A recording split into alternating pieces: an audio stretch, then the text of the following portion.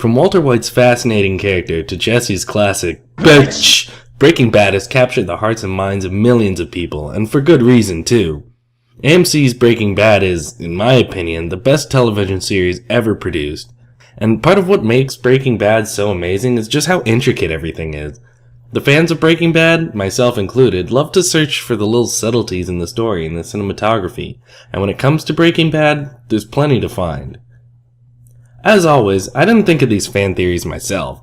Lots of people have been posting lots of fascinating points everywhere, and these ideas about Breaking Bad are all over the internet, and this video is just here to collect those ideas and put them into one easy to watch video. I encourage you to research the show for yourself, too. While I was looking for fan theories online, I was just simply blown away with how much I learned. And just one more quick thing before I get started. There are major spoilers in this video. If you haven't seen Breaking Bad yet, I highly encourage that you do that first. Did you know the plane crash in Season 2 is based on a real event? In 1986, an Aeromexico jet and a private plane flew into each other over Los Angeles. The air traffic controller who caused the incident? Well, his name was Walter White. Breaking Bad has no shortage of foreshadowing in Season 2.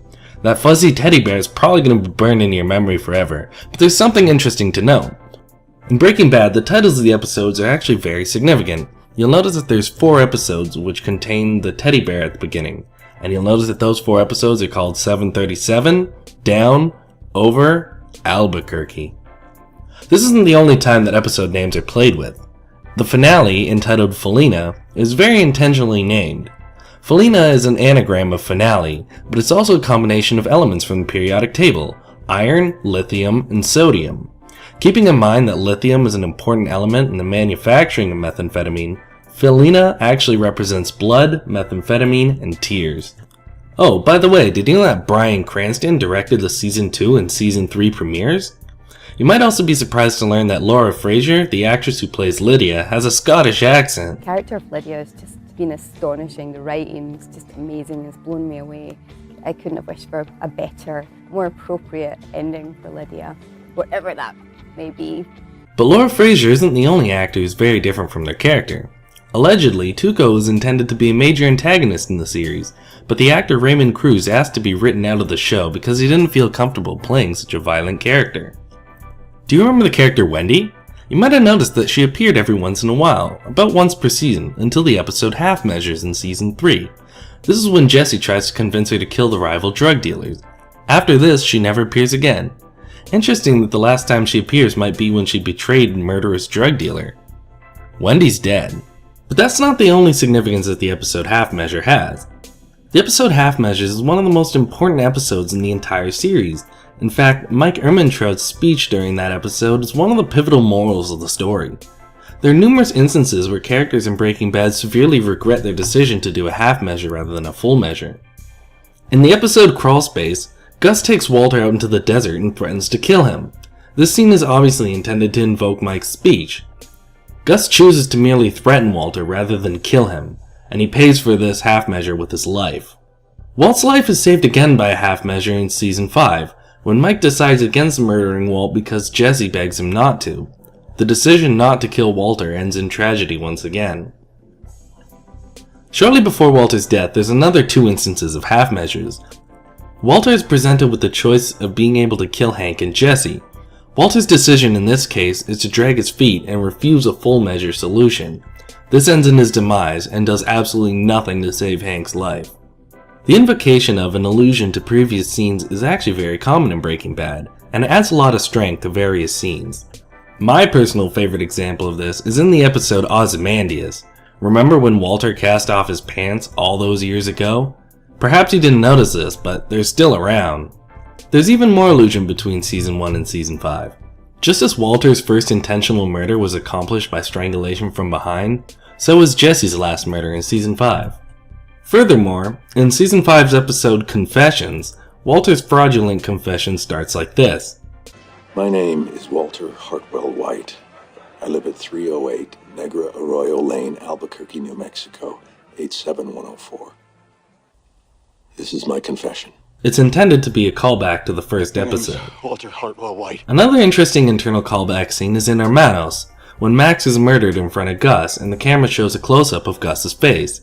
Likewise, in Ozymandias, Walter's forced to watch Hank die as the camera zooms in on his face. The list goes on. The teddy bear from Season 2 resembles Gus's death in Season 3. Speaking of that teddy bear, did you ever notice this mural in Jane's apartment? You might have noticed that Mike tells Walt that paying off guys in prison is just what you do.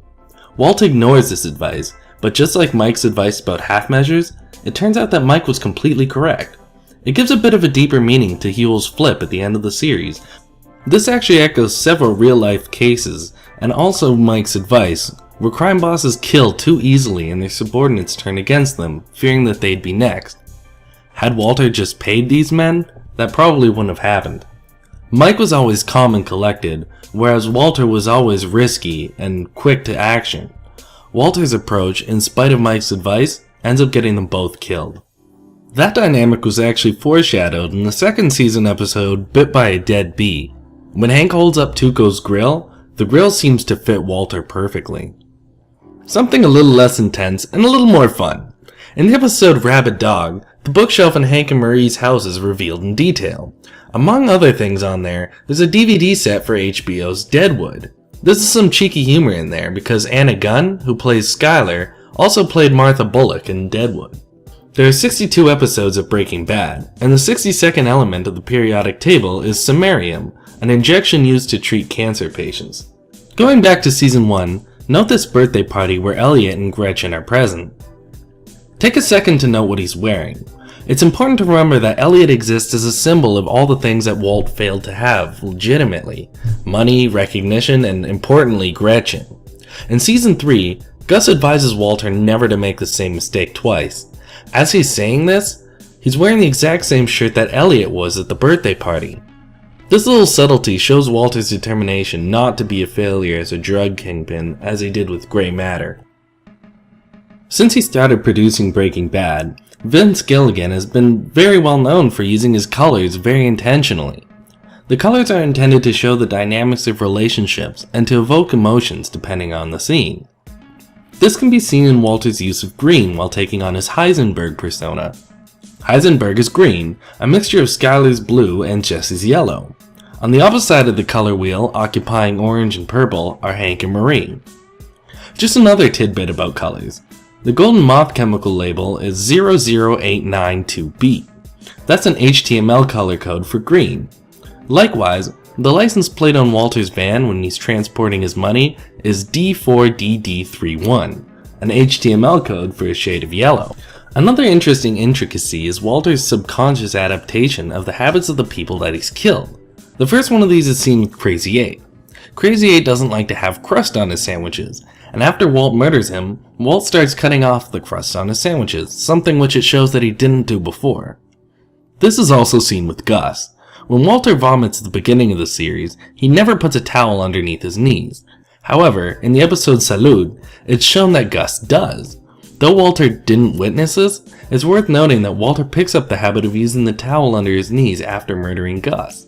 When Mike and Walter are at the bar together, Mike orders his whiskey on the rocks, while Walter orders his neat. However, after murdering Mike, Walter switches his drinks to on the rocks. A few more quick ones before we conclude. Did you know that Jesse Pinkman was originally not intended to survive past the first season?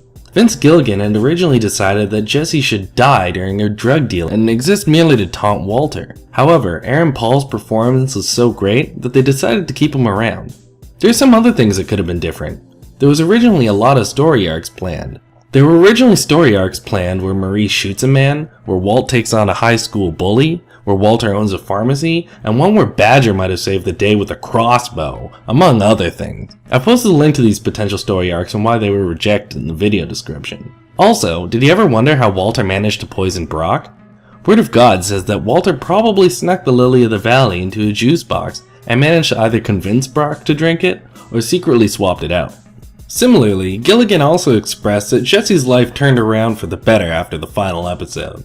So those of you who are worried about Jesse's well-being, don't be. He's perfectly fine, apparently. That seems like a happy enough place to end this video. There's so many more intricacies that make Breaking Bad into an absolute masterpiece, and there's no way that I could fit it all into one video. I encourage you to actually do some research of your own. This video is only scratching the surface. Like I said, my mind was blown just looking at some of the stuff, and there's no way I could have fit it all in. If you like this video, please remember to like and subscribe. It would really help me out. And if you